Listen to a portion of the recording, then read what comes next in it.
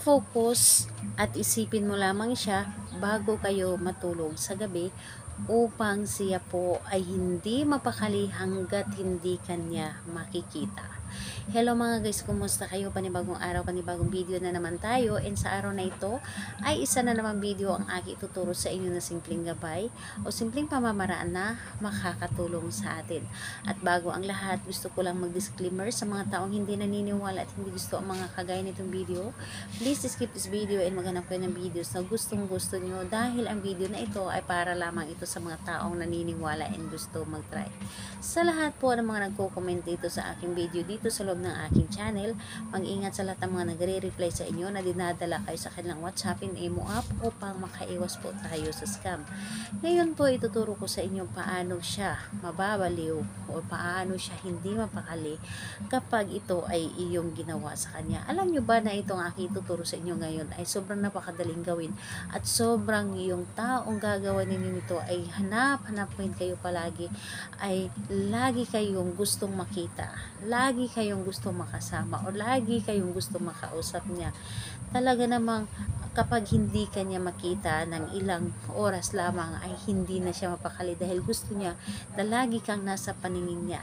Ito ay pwedeng gawin sa parehas, ang kasarian, babae ito babae and lalaki ito lalaki, and syempre naman sa ating babae at lalaki na mag-partner.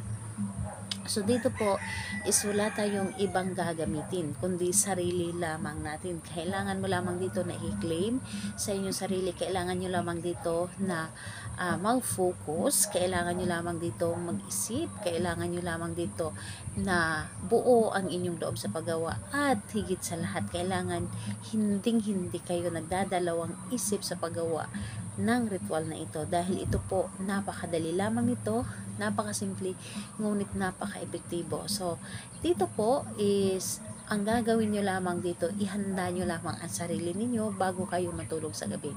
So ang gagawin nyo lamang dito bago kayo matulog sa gabi, kahit na kayo ay nakahiga na, mas maganda na madilim ang kwarto ninyo, yung tipong nagpatay na kayo ng ilaw. So yun po ang paggawa ninyo. Ang gagawin ninyo, una, buksan ang inyong cellphone. Buksan ang inyong cellphone, titigan yung larawan ni target. Buksan at titigan ang larawan ni target na may buong pagmamahal. Kailangan na may buong pagmamahal ang paggawa ninyo nito. Then, ang gagawin ninyo ng mga ilang segundo sa pagkatitig ninyo na para bang pinapasa ninyo ang inyong pagmamahal sa larawan niya, ang gagawin po ninyo, mag-focus at pumikit kayo. Mag-focus at isipin nyo lamang siya ng isipin. At pagkatapos nun, sabihin po ninyo sa inyong isip na hindi ka mapakali hanggat hindi mo ako makikita.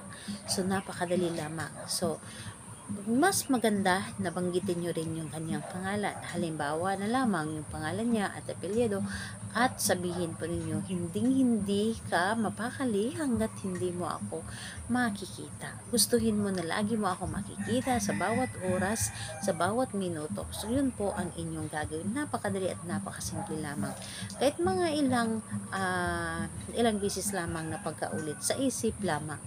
So ayun po, pagkatapos nun ay hayaan nyo na at matulog na kayo. Asahan ninyo, pagkagising ninyo sa umaga, yung cellphone ninyo ay puno na ng tawag ito at mga messages. So ayun po, gawin ito sa kahit anong araw at oras basta gusto po ninyo, at gawin ito sa gabi na madilim ang loob ng inyong kwarto.